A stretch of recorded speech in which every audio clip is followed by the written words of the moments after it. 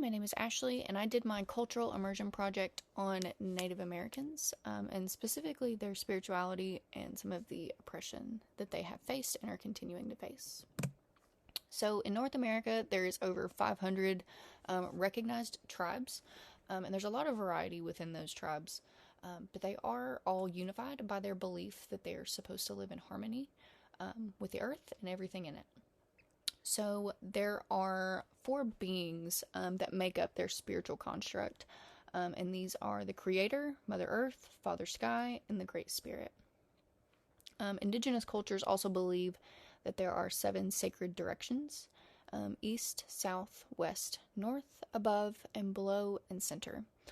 And these are powerful forces of energy that help everything interact, and it brings more awareness to human beings.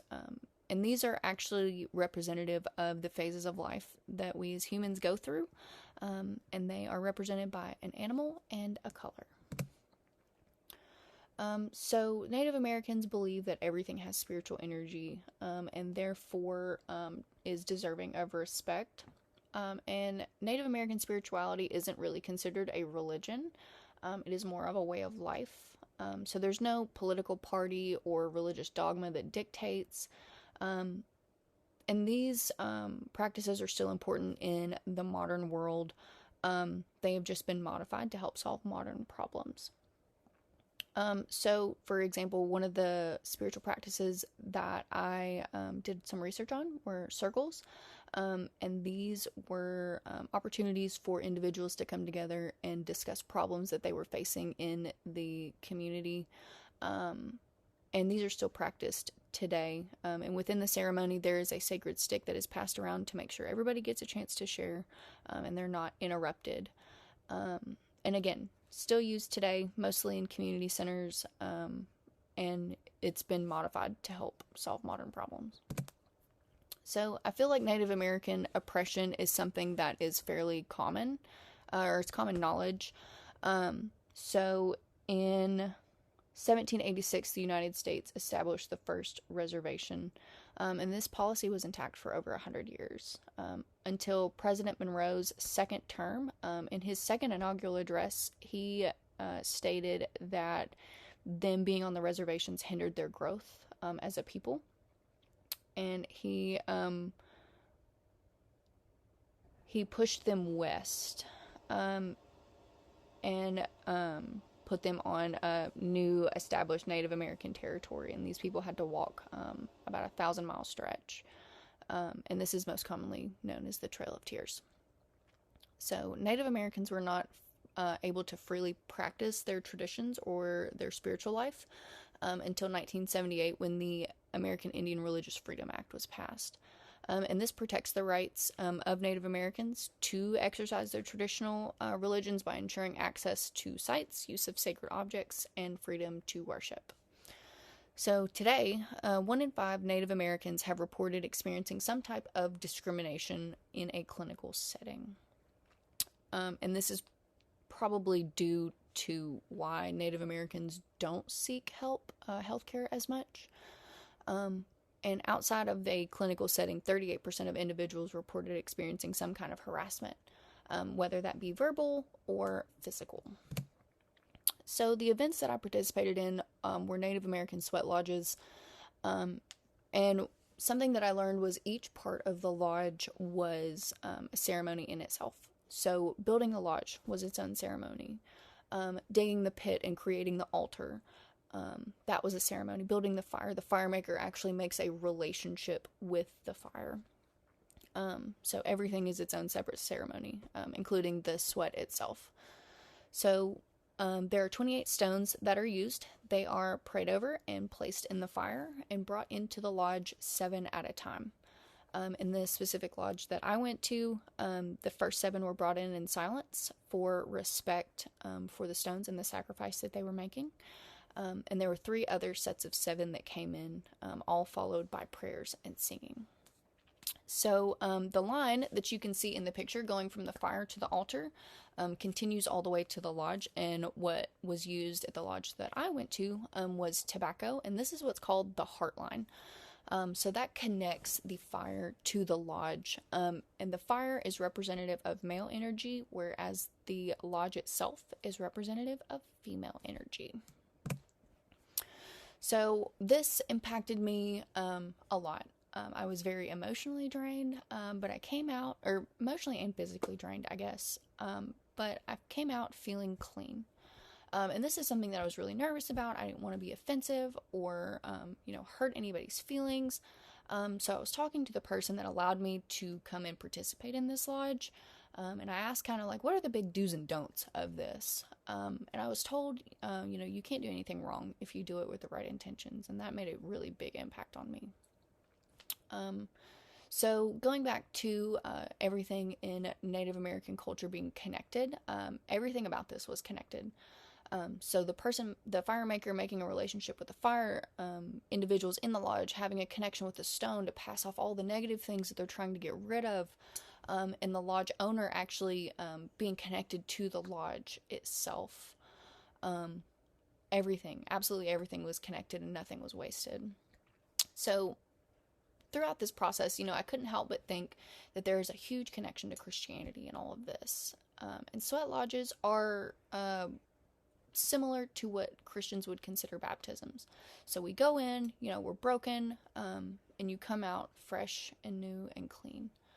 And also with Christianity and Native American spiritualities, I personally believe that there is not like a checklist of things that I have to do to get to the good place on the other side. I was saved before I was even born. That sacrifice was already made. And it's the same thing with Native American culture. Be mindful of the impact that you have on everything, and everything's going to be good.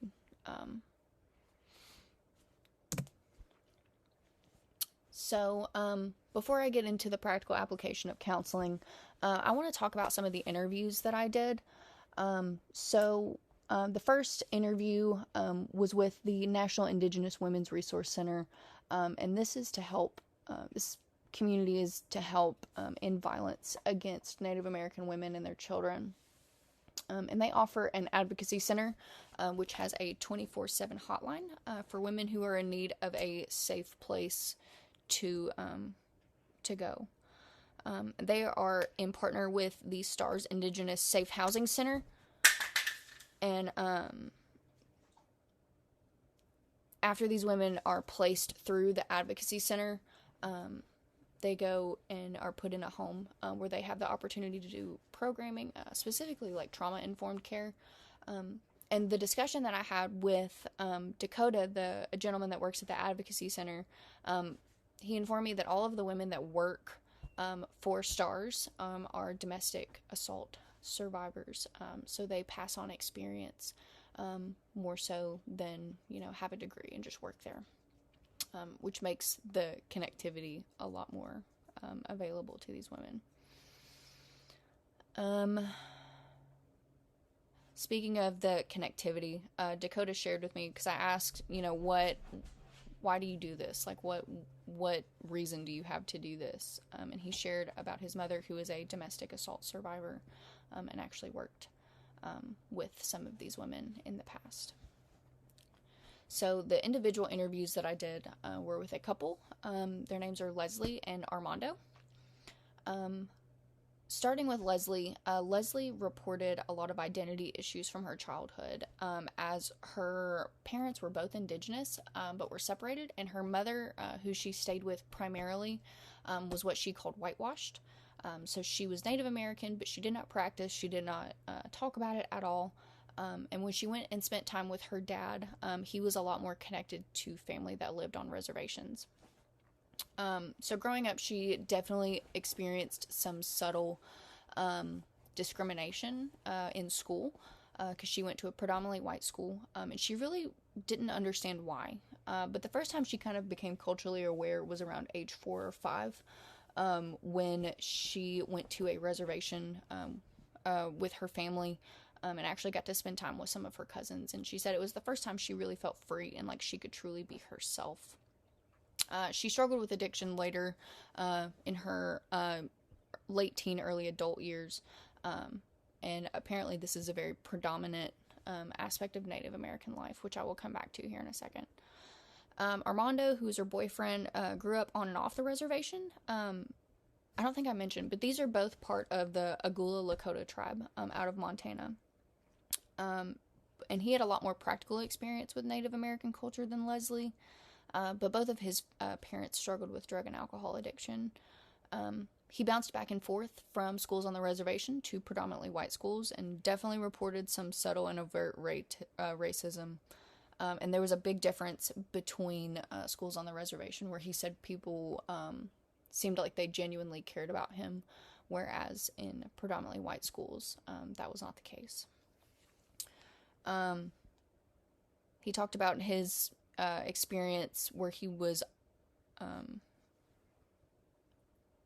more aware of the spiritual aspect, and this was a sweat lodge when he was young where he saw orbs, and he reported being very scared, but his mother comforted him and let him know that that was his ancestors that were there to watch over them, and they were there to protect them. So again, going back to the substance abuse aspect, I was informed by both of these individuals that it's very common on reservations, and people are either recovering from something or struggling with some kind of abuse. So when it comes to counseling these individuals, in a study done, 26% recommended a client-centered approach, 23% recommended CBT, but over half of the individuals that were participating in this study reported that integrating the spiritual aspect of Native American culture was extremely important to them. And like I said earlier, discrimination is a big reason why Natives do not want to seek health care, which may be why substance abuse disorders are so high on reservations. And substance abuse is specifically the area that I want to work in, so I found this very interesting. And being able to one day integrate this and the research that I've done within this project to help somebody else, I believe will be very, very beneficial. This was a very uncomfortable process for me. I was very nervous about coming off as offensive. But what I noticed was every individual that I spoke to was very open to talking about their life and their beliefs. And they seemed to really just want to be heard. And I found that very interesting. They were a lot more comfortable than I was. But this was a very cool experience, and I'm really glad that I did it. Here are my references. Hope everybody does great the rest of the semester. Thank you.